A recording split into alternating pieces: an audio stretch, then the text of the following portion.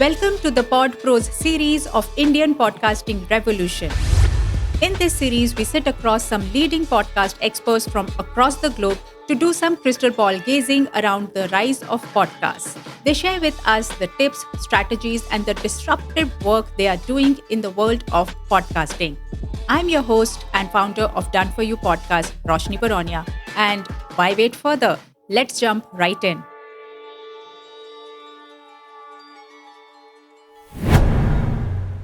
One of the biggest barriers to entry for podcasting is the assumption that it is very time consuming.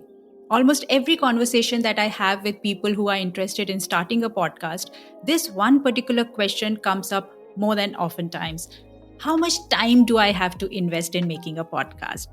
Not to be surprised that uncoordinated and haphazard approach towards podcasting is one of the prime reasons that people experience pod fade or just get very overwhelmed with the entire process of podcasting.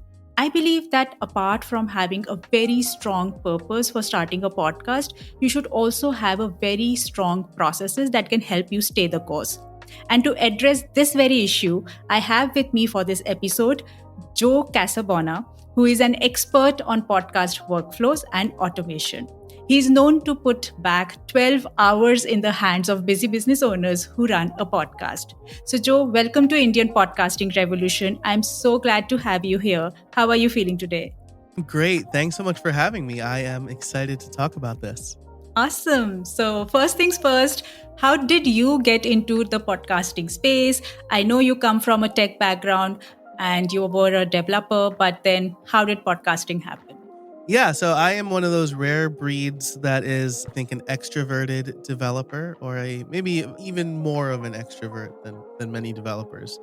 And in 2016, so I will say my first podcast was in like 2012, wasn't very good.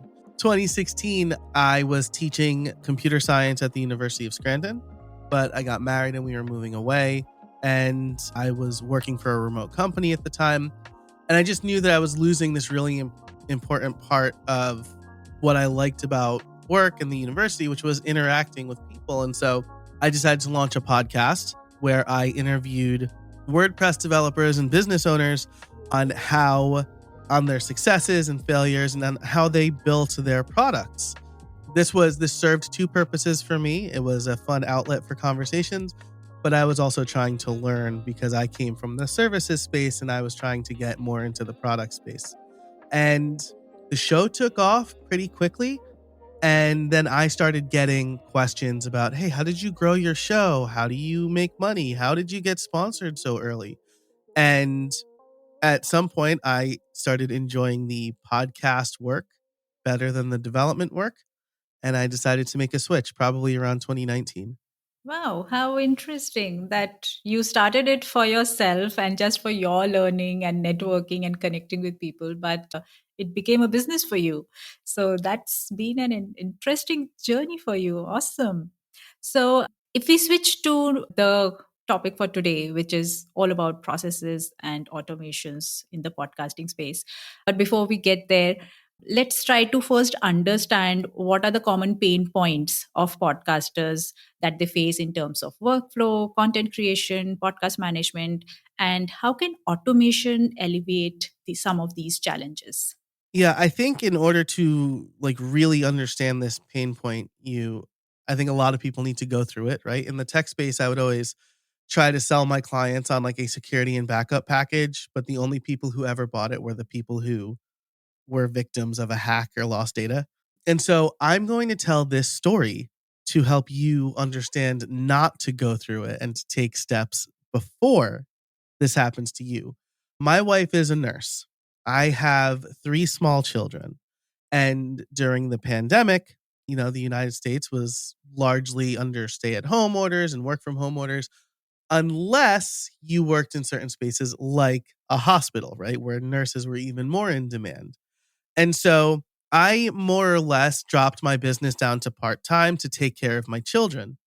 In November 2020, I had my first ever panic attack. I was really stressed about the amount of work I wasn't doing, and my income was still half of our income, and I wasn't doing enough work to bring that in. And just being at home, as I said, I'm an extrovert. So being at home all of this time and the stresses of raising what was two small children at the time, basically a newborn and then a 3-year-old, it all got to me. I remember sitting in the kitchen, kind of like huddled up, and my daughter came over and brought me a bottle of water and said, "It's going to be okay, Daddy." And I realized that that was no way to run a business. That was no way to live my life. And so at that point, I was like, I need to take as much stuff off of my plate as possible. Anything that I don't need to do, I can't do anymore. And that's when I hired a VA and really dug into my automations. And I know I have a tech background, and so it was a little bit easier for me. But I also made a cognizant choice to not write my own custom code, because then that's adding more work to my plate, right? I'm writing code to support and keep updated. I wanted to use tools and services. And I found that I don't need to do most of the stuff that I was doing. And there was some limiting belief, either that it's going to cost too much or only I know my process for publishing my podcast. And it like took a panic attack in my 3-year-old taking care of me to realize those were limiting beliefs. And so I think, to answer your question, I think the most common pain point podcasters face is the belief that only I can do the things that I'm doing for my podcast. Once you get over that hump, you will be floored by how much you don't actually have to do for your show. Thanks for sharing that beautiful story and like personal incidents. And I do agree with you that mostly it is our belief or assumption that, okay, I'm the best person to do it. But we fail to even look into what are the elements or what are the parts which I can outsource. And so, is there a way to identify like what are the areas? Because, like you said, you come from a tech background, so it's easier for you to adopt tech tools or softwares or automation in terms of technology. But for a lot of people, tech is a very, very intimidating area. They say that I'm not a very technical person. So there is a big barrier to adoption of automation and tech also. So, how would you address that? Yes, great question. So, first of all, I would say you're probably already automating something in your life, right? If you have any automatic bill pay turned on, right? Maybe your mortgage or your rent automatically gets paid on the first of every month. That's automation, right? That it's that simple. And so I tell people the first thing that they should do is make a list of everything they do for their podcast. And I don't just mean like book guests and publish. I mean, what is literally every step? Because this is where you get to make your SOP, right? Your standard operating procedure. Without knowing those things, you're kind of driving with a blindfold on, right? Or you're driving with the GPS turned off if you don't know where you're going, right? And so that's the first thing. And this is like research potential guests, come up with topics for the next month, right? Anything that you do for your podcast, make a list. If it's too much to think about, like just sitting there, like trying to remember everything you do, then keep a running list, right? Keep a piece of paper on your desk. And every time you do something for your podcast, just write it on that piece of paper or in a Notion document or an Apple Note or whatever, right? Once you have those things, you you can consider these 4 areas for what you should automate. Number 1 is common repeatable tasks, right? So maybe that is send an email to your mailing list when a new episode drops. You can automate that with most email service providers, right? So ConvertKit is what I use. They allow you to connect an RSS feed directly to them, and they will send an email on your behalf when a new item gets added to that RSS feed. Number 2 is infrequent and high level of effort. So for me, this is, I don't do a lot of contract work anymore. And so when I do, it's like, what do I need to do? I need to draft up the contract. I need to send it to them to sign it. Once they sign it, I need to send an invoice. Once the invoice is paid, I can add them to my workflow, right? Send an invoice when the contract is signed. If you use something like Dropbox Sign or DocuSend or any of these tools that allow people to sign contracts, you can have an invoice automatically generated, right? And so like that's a piece of your process that takes a lot of mental energy off your plate. And even if you don't do it very often, it's still something that you no longer need to think about once you send the contract. Number three is specific timing required. So give someone access to a private podcast when they become a member, right? Someone pays you to access some content or a product or a course that you've created. You don't want them to wait until you're at your computer again, right? Otherwise, you're going to like wake up in the middle of the night and be like, someone bought from me. They need access to this course right now. No, you want to automate that, right? And so that's something specific timing is required. And then number four is something that you can't forget, right? So this for me has been when I do live streams for, I'll do live streams and then I make those live streams only available to members. And so what I used to do was do the live stream on YouTube, make the video private afterwards, and then manually upload the video, which I also recorded, to Vimeo so that my members would get it. Then I saw that Vimeo has direct integration with Dropbox. So I would just record that live stream into Dropbox. When it was done, it would automatically get uploaded to Vimeo, right? And then I could have taken it one step further and said like, hey, oh, is there a new video in Vimeo? I could have Zapier email my members that link, right? So this was like, I forgot to do it one day and my wife was working the weekend and I was like, oh, I forgot to send this. And like my members are cool, but like I still worried about it. And then I realized it all happened already because I had an automation set up. So those are the four areas. Just to recap really quick, right? Common, easily repeatable, infrequent, but high level of effort, specific timing required, and something that you can't forget. Awesome. Awesome. Thank you so much for sharing that. And it's very crystal clear the four steps to just identify where you are getting stuck. But what I hear from you is that, of course, there is a lot of integration of tech platforms, Vimeo, Zapier, or ConvertKit. And I believe to use the full features of any platform, one needs to buy the subscription. And ultimately, costs do add up, right? So that is also one of the biggest concerns, that integrating tech or automation is going to cost too much. And when the podcasters are not making money out of it, then it all the more pinches. So how do we address that? Yeah, that's a really good question as well. So first of all, right, there's the notion of spending your time on the most high impact tasks, right? So I'm going to give your listeners some tough love here. You don't need to do everything. I know you think you do, but you don't. And in fact, there's probably someone better equipped to do it for you, right? So my VA publishes my podcast. She was out sick last week and I had to publish a couple of episodes for my podcast. I'm like, what am I even doing here? Like, I don't even remember how to do it anymore. And so you want to spend your time on the most high leverage actions that you could take for your podcast. That could be researching guests, right? This is not something I'm going to recommend that you outsource because you understand better than anybody else the mission of your show. Talking, that's it, right? Like those are the two things that you need to do for your podcast. And so once you take everything off of your plate and you're saving 10 to 12 hours per week, not doing the stuff you don't need to do, you can reallocate that time into the stuff that actually makes you money. This could be going out and finding sponsors, right? Because another belief is like, once my podcast gets big enough, sponsors will come to me. No, they won't. Most like you've got to ask for it, right? I tell this to my kids all the time. If don't ask, don't get. My first sponsor this is like one of the reasons that people kept asking me about sponsorship, right? Is my show was sponsored before episode 1. Like someone emailed me about a backlink and I was like, I don't do backlinks, but you can sponsor my new podcast for $99. And they're like, yes. And I was floored by that, right? So you can take that reallocated time, reach out to brands who align with your show and your mission, who are maybe looking to reach your audience, right?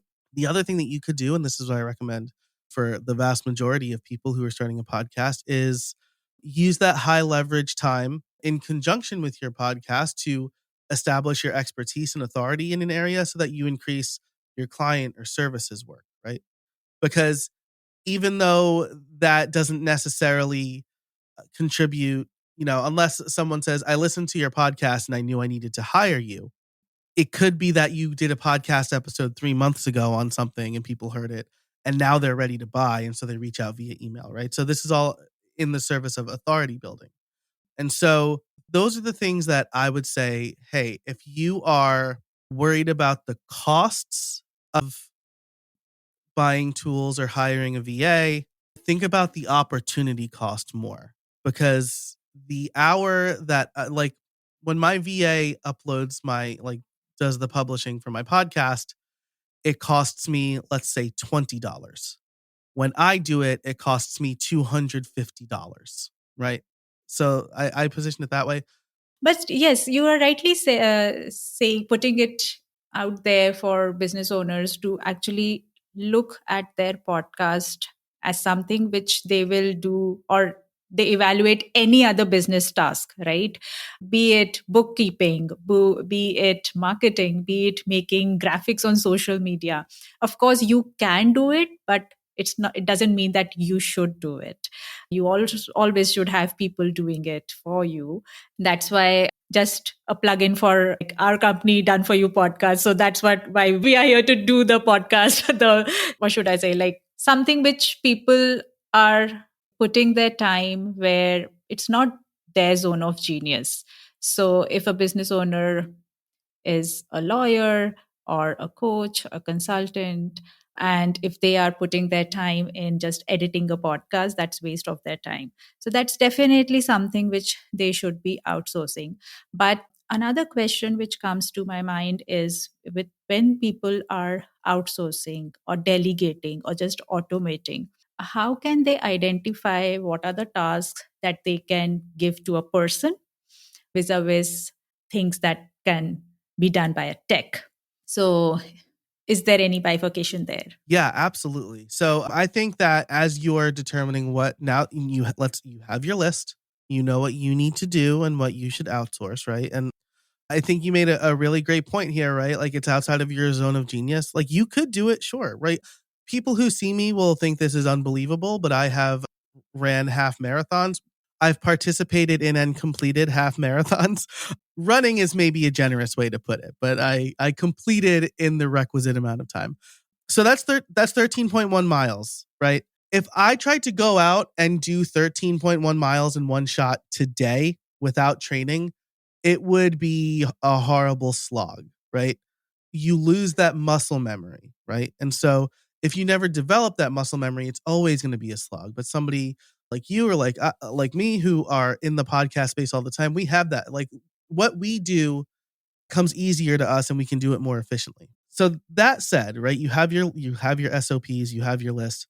That's number 1. Make a list of everything you do. Number 2 is ask, do I personally need to do this? We've covered this. There are most things you personally don't need to do, right? It's your voice, so you need to talk. It's your content, and so you want to tell the story through the lens. That's on you. Everything else you don't need to do. Then ask, does a person need to do this, right? So here's an example. There is a service called Banner Bear that will automatically generate images for you based on a template you provide and then some inputs, right? If you want to use the same exact looking image for everything, fine, a person doesn't need to do it. But if you want some sort of visual difference between the images that you create, person probably needs to do that, right? So like I have my VA create the images for my podcast, right? I'm going to have a graphic designer make new images for my podcast because I don't like the images anymore, right? It's like you know, every 3 or 4 years you do a rebrand. So that's ask, does a person need to do this? Things a person doesn't need to do, send an email. Things a person needs to do, my accounting, right? Submit my taxes, right? I gladly pay my accountant $300 a month because I know that, first of all, she is giving me a very important snapshot in my business, which is how am I doing month to month and how does the rest of my year look? But also, since hiring her, there hasn't been a year where I didn't get a refund. So, Awesome. yeah. So, like, she, worth her weight in gold. What's the money and the cost? Yeah, Yeah, true. exactly. And then if a person doesn't need to do it, see if automation tools can do it. And this is where people get stuck, right? They're like, I don't know if a person can do it or not. You know what? Like start with a person or go to Fiverr and see if people are doing that.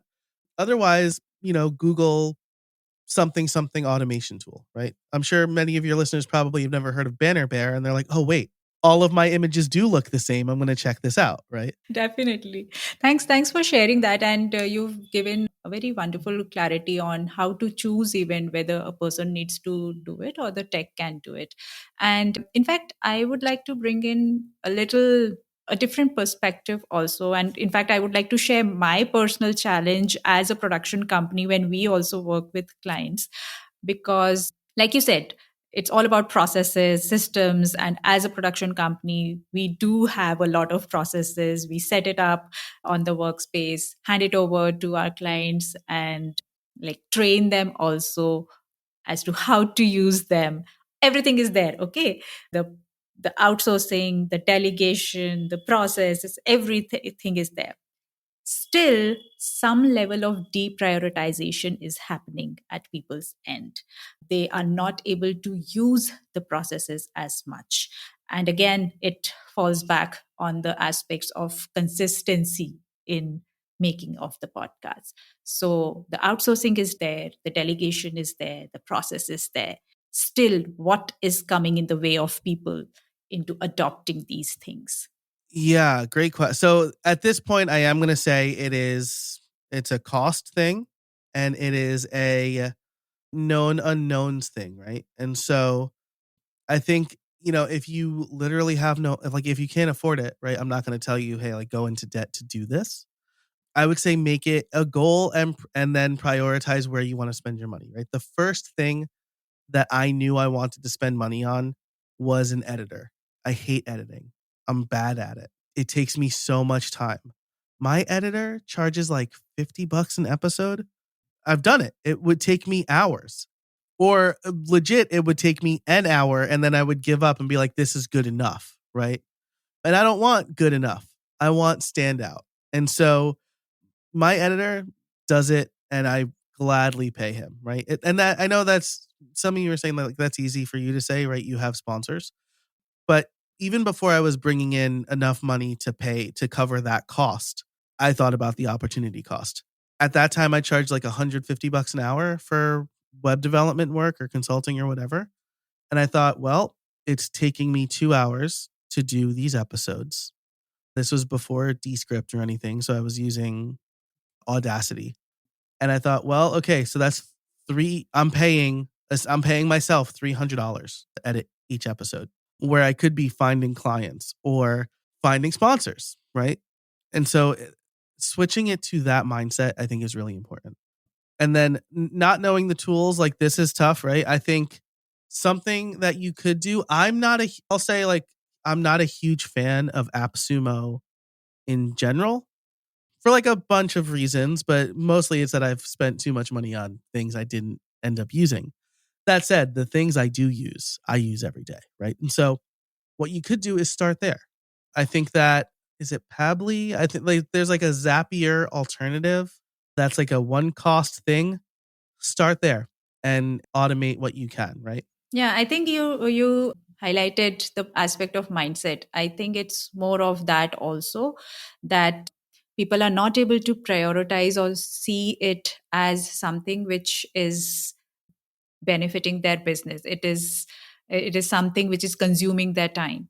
But if they start looking it as something which is an investment towards their business or their growth or their brand, then probably they will be able to prioritize it as much as any sales activity, networking activity, marketing activity. So that kind of stuff. So I think mindset is also a big piece of it. I think about two things that really helped me shape this in my mind. One was I read an article in USA Today back in like 2010 about what people were doing with their tax return, like if they got it money back for taxes. And it would be like $1,000 or a couple $1,000. And like they would just say, well, it's not big enough for me to put a dent in my debt. So I'm just going to spend it on whatever I want.